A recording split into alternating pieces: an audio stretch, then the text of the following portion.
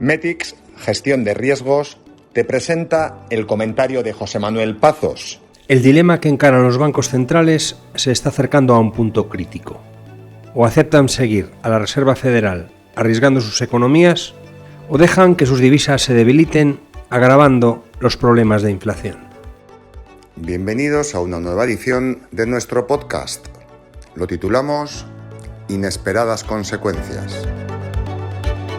Conforme nos vamos acercando a la parte final de la actual fase en la política monetaria, y una vez que se da por asentado que los bancos centrales harán lo que sea necesario para reconducir la inflación a niveles compatibles con su objetivo, hemos de prepararnos para adentrarnos en un periodo de incerteza.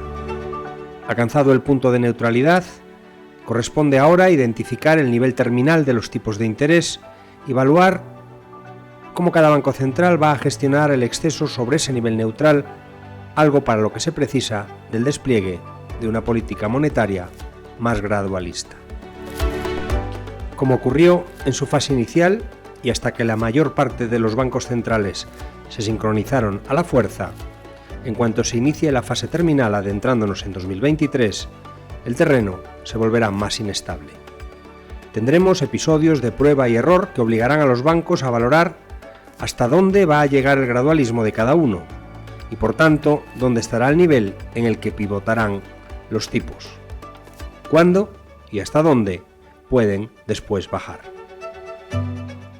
Hablar de esto cuando todavía estamos en pleno proceso de subidas jumbo parece prematuro, pero han sido tan generales, tan rápidas e intensas las subidas que más o menos cerca del final, según los casos, conviene elevar la vista si queremos aventurar lo que puede marcar el comportamiento de los mercados más allá de lo inmediato.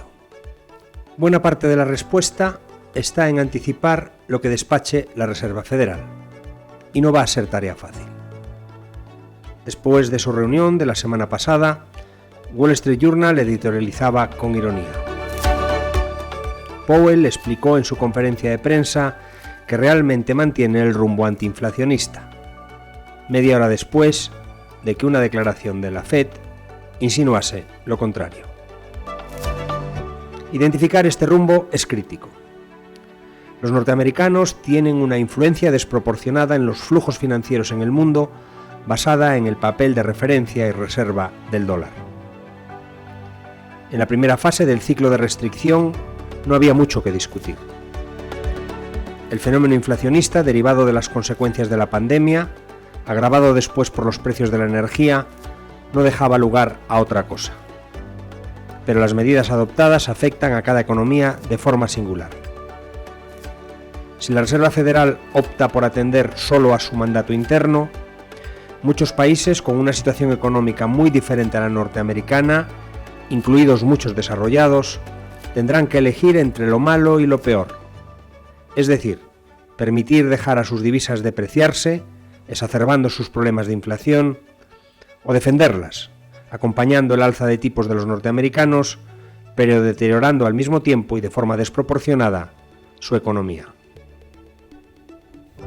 Es la fase final de lo que se ha denominado guerra de divisas inversa, interpretada como el intento de mantener un tipo de cambio lo más anclado posible al dólar como medio de combatir la inflación.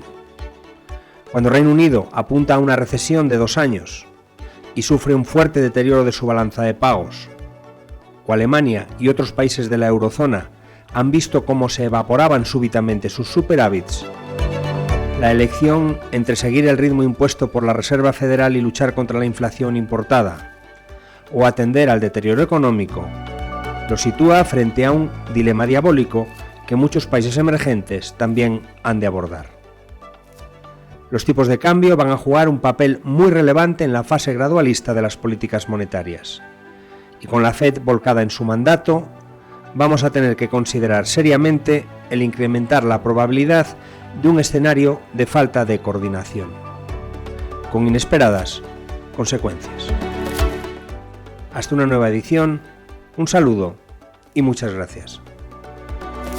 Metix, Gestión de Riesgos.